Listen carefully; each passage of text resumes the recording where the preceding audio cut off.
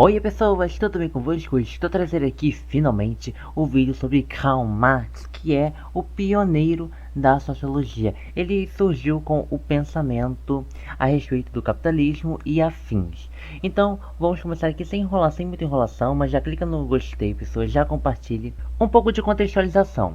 O mundo, em especial a Europa, estava passando por uma mudança no pensamento. Desde já podemos colocar a seguinte frase: não se deve julgar uma pessoa pela ideologia, nem mesmo uma época de transformações. Se eu não me engano, essa frase, pessoas, foi dito, esqueci o nome do texto, mas eu vou colocar aqui o nome do texto certinho, que tem essa frase aqui dita. Ela é muito legal, muito interessante e bem inspiradora. Essa frase se dá pelo que eu disse anteriormente, visto que a Europa e o mundo estavam a passar por uma mudança no espírito e principalmente no pensamento. Guarde isso aqui, pessoas, é muito legalzinho. Agora sim, vamos começar a partir do que Marx falava. Isso aqui foi só uma contextualização, ainda tem mais coisa. Marx fala bastante sobre o materialismo, em especial o materialismo histórico ou materialismo dialético, sendo isso o estudo da sociedade em relação à evolução das formas de produção. Referente à mudança do espírito, Marx, por sua vez, faz uma crítica à filosofia do direito, escrita por Hegel. Nela, Hegel diz que o desenvolvimento da sociedade é equivalente ao desenvolvimento do espírito ou o desenvolvimento espiritual. De acordo com o materialismo dialético ou espírito, pode-se dividir o pensamento em tese, antítese e síntese. Guarde bem isso. Esses, por sua vez, são os pensamentos religioso, científico e filosófico. Retomando, Marx dizia, a partir do pensamento da produção social da sua vida, também pode ser chamado produção social acho que é da própria existência, ou produção social individual, enfim, tudo que envolva o próprio indivíduo. Na verdade, essas aqui, pessoas, são as relações necessárias, na qual os indivíduos são destinados a ficarem nas suas relações necessárias de produção. Ou seja, o que significa? São relações em que os indivíduos nascem e têm que ficar naquelas relações de produção, necessárias de produção. Sem contar que as relações de produção conflituam com as formas de produção, porque tem as relações de produção e as formas de produção. Temos que contar também que dessa frase podemos tirar as bases materiais, superestruturas jurídico-políticos e a ideologia. Essa eu explicaria um pouco mais pra frente, que é mais num outro tópico bem diferente. Agora, referente à estrutura social, ela é dividida em duas, superestrutura e a infraestrutura, que eu já citei anteriormente, que a superestrutura são as instituições jurídico-políticas, enquanto a infraestrutura são as relações de produção. Marx falou da transição e passagem do modo de produção feudal para o capitalista. Aqui já entramos muito no quesito feudalismo, que é muito legal, um tema muito legal que eu gosto. Essa questão era dividida, ou no caso do modo de produção feudal, era dividido em vassalos e suzeranos. Os vassalos eram nobres fiéis aos suzeranos, enquanto os suzeranos nobres que doavam terras aos vassalos. E o feudo era dividido em terras senhoriais, terras comunais, também tem as terras servis, né? Enfim, as terras servis, mas as terras senhoriais era o local onde ficava o senhor feudal, as terras comunais eram os bosques e as florestas, e as terras servis eram o local dos servos, eram onde ficavam os servos. No manso, ou terras como já disse, servis, era a região em que os servos faziam a produção de subsistência e existência. Que é muito interessante, pessoas, isso aqui é uma coisa, um tópico a mais que eu queria dizer, que são as produções, são a agricultura de subsistência e também a agricultura de existência. Além disso, havia também as relações técnicas do feudo. Elas eram divididas em novas técnicas de irrigação, aumento da produtividade, mas também podemos colocar aí também o crescimento da demografia, que para quem não sabe o que é demografia, é habitante por quilômetro quadrado. Neste caso, é habitante por quilômetro quadrado, envolve também fertilidade, taxa de fecundação, enfim, isso já é outra coisa, entra mais na área de geografia. Também podemos citar os homens livres, também chama de destituídos, que eu vou falar também um pouco deles um pouco mais pra frente. Outra sim, teve o cercamento do feudo, resultando assim no êxodo rural, que é o deslocamento de pessoas do campo para a cidade. O êxodo rural pode ser dividido em mercadoria para a venda de produtos, acúmulo primitivo de capital, investimento de manufatura, que para quem não sabe o que é a transformação da matéria-prima em materiais duráveis, ou seja, duráveis, bons para uso, e a indústria têxtil, que é o aterramento das terras comunais. Em relação aos homens instituídos, aí eu já faço uma ressalva dos homens instituídos. Eles se deslocaram para os burgos, ou seja, as cidades, onde encontravam o monopólio das forças produtivas. Esses cidadãos representam a força de trabalho. Além disso, achavam na burguesia os donos dos meios de produção, ou seja, os donos do proletário. E depois temos também o próprio proletário, que representa a venda da força de trabalho. Sem contar que a remuneração é assalariada, pessoas, ou seja, era praticamente um salário mínimo. Quando teve a transição do modo de produção feudal para o capitalista, houve desvantagens e problemas com o aumento do capitalismo. Podemos dizer a destruição das forças produtivas, que é o equivalente à tendência ao monopólio, a tendencial é referente a um monopólio.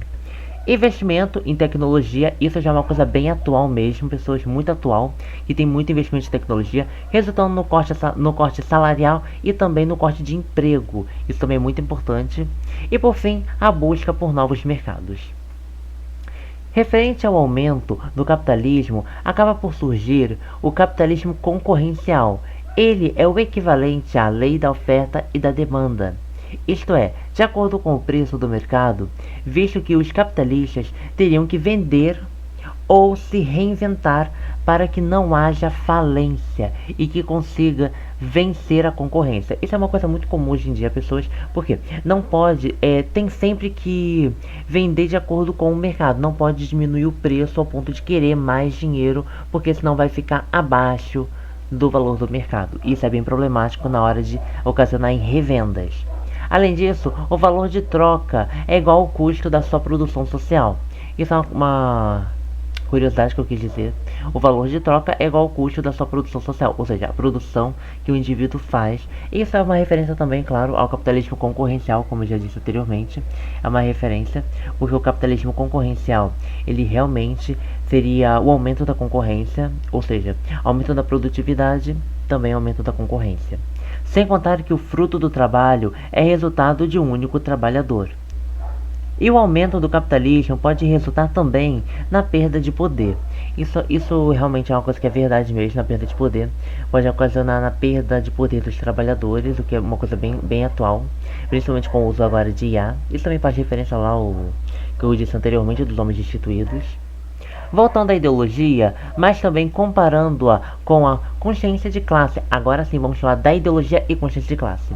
A ideologia, também chamada de o véu da sociedade, em outras palavras, ela é o conjunto de ideias que gerenciam o funcionamento da economia, ou seja, são ideias ou ideais na intenção de distorcer a realidade com verdades absolutas, a fim de prosseguir com a desigualdade social. Desigualdade essa criada pela alta sociedade, em outras palavras, criada pela burguesia, que é a classe dominante. Já a consciência de classe é a compreensão da sua posição social, ou seja, o indivíduo vê a sua posição social e econômica na sociedade, ou seja, onde o indivíduo se encaixa socialmente e economicamente numa sociedade ou num espaço. Agora sim, pessoas, antes de prosseguir para a próxima parte da aula, eu farei alguns adendos e complementos não ditos. Referindo à burguesia e ao proletário, para Marx, essa é a divisão da classe social, na visão marxista. Além disso, deve-se citar a teleologia, que representa o materialismo dialético. Ela, por sua vez, tem um sentido e caminha em direção necessária. Outro sim. A partir disso, pode-se citar que a burguesia representa a tese, enquanto o proletário a antítese. E uma ressalva, que eu acho que eu não disse anteriormente, eu não me lembro de ter dito anteriormente, mas de qualquer forma, se eu não disse anteriormente é porque eu fiz esse roteiro em dias diferentes. Mas de qualquer forma, eu coloco aqui o espírito absoluto, que é a síntese. Agora, para finalizar, tem o antagonismo, isto é, aquilo ou aquele que está nas condições próprias de existência, sem contar que o antagonismo está enraizado no seio da sociedade burguesa e que há necessidade de resolver esse antagonismo, ou seja, curar esse antagonismo, que é uma coisa muito comum. Obviamente, antagonismo tem aquela questão de antagonismo de personagem também. Agora vamos aqui mais para o final aqui, pessoas. Agora sim, falarei da indústria cultural, discutido por Adorno. Uma curiosidade, que isso vale para a realidade. Esse tema é muito atual, pessoas. É atual a beça. Porque ele fala muito de filmes, coisas remetendo ao cultura ali. Porque filme faz parte da cultura, principalmente contemporânea. Começando pela produtibilidade em massa e autoconsumismo. Muitas das vezes há uma utilização de fórmulas pré-prontas, ou seja, modelos que já foram usados anteriormente, isto é, para atender ao mercado consumista, fazendo com que haja a perda da autenticidade e originalidade das produções. Isso aqui é uma coisa muito recorrente hoje, infelizmente acontece, porque muitas indústrias acabam fazendo coisas que já existem. Só olhar agora os filmes bem contemporâneos que acabam saindo muito genéricos, uma coisa que já foi vista anteriormente, mas acaba saindo do mesmo jeito que foi. Além disso, deve-se citar a alienação e consumismo, ou seja, distrair a massa como objetivo de transformar a cultura em venda de produtos e ideologia. Em outras palavras, uma forma de manipular o consumidor. Por quê? O que a indústria tenta fazer? Ela tenta distrair as pessoas, tentando, isso vai ser um pouco dito em pseudo-individualidade, mas tipo, é distrair, manipulando as pessoas com ideologias, falácias, enfim, para tentar diminuir. Não, na caso eu já falei sobre ideologia, basicamente é isso que eu falei em ideologia, isso vale para aqui também. Visto por isso anteriormente, pode-se citar as culturas de massa e popular. A cultura de massa ela é ingênua, comercializada e impressionada de cima para baixo. Já a popular é genuína e socialmente controlada. Indo para o outro lado, temos a pseudo-individualidade. Agora sim chegamos na pseudo-individualidade, que é uma coisa muito comum hoje em dia, visto que ela representa a ausência da originalidade e da autenticidade, ou seja, quando o produto é moldado a gosto do consumidor. Isso ocorre para que haja uma sensação de novo, mas na realidade isso é apenas uma falsa sensação de produtos únicos, ou seja, é basicamente o mercado, a indústria manipulando os consumidores para acharem que aquilo é algo original, mas não, aquilo não é algo original, aquilo já foi visto várias e várias vezes anteriormente. E por fim, fetichismo e mercadoria. Isso ocorre quando a obra perde o valor de uso e ganha o valor de troca, ou seja, valor comercial. Quando o que vale é o valor comercial e não a qualidade estética ou o valor estético, ou seja, o que vale é quanto ela custa e não a sua aparência, enfim, o seu uso. Enfim, o que vale é o dinheiro investido. E finalizei aqui, pessoas. Esse aqui foi de Max. Eu demorei acho que uns 2-3 meses para fazer esse script. É porque eu gosto de fazer script, pessoas, para não lançar uma coisa muito aleatória. Eu acho muito interessante. Aí basicamente eu tentei falar tudo. Tentei fazer uma coisa bem completa para não ficar algo muito raso. Mas enfim, espero que tenham gostado desse vídeo. E no próximo vídeo eu já vou fazer sobre história da arte. Eu vou fazer sobre mais ou menos ali o que é história da arte. O que é a história da arte. Vou tentar colocar misturando minha opinião com algumas coisas que eu li sobre. E também tem, claro, a questão do... Eu vou também lançar sobre arte egípcia. Vou pegar o meu texto que eu fiz para o seminário que eu fiz de história da arte. Eu fiz seminário de história da arte, foi sobre história da arte egípcia. E eu vou utilizar aqui também. Nesse contexto não, eu vou usar como terceiro vídeo de aula. Aí depois que eu vou para Weber, sabe, eu vou fazer uma coisa mais assim, mais separada, que eu acho muito mais interessante fazer desse jeito. E Weber já é menos coisa também, não é grande coisa não. Não é muita coisa. Mas enfim, vai ficando por aqui a aula de hoje. Como já disse no início do vídeo, é só clicar no gostei, dar no gostei, compartilhar. Quem gostou, quem quiser me dar umas sugestões, eu tentei fazer esse vídeo aqui no improviso, até porque é a primeira vez que eu estou a dar uma aula aqui no YouTube. Mas tudo bem, pessoas, eu gostei bastante de fazer o script. Eu estou gravando esse vídeo, mas eu espero que a edição tenha ficado muito boa, ou pelo menos que dê pra entender. Eu gosto de fazer uma coisa bem mais elaborada. Enfim, pessoas, ficando por aqui e até a próxima.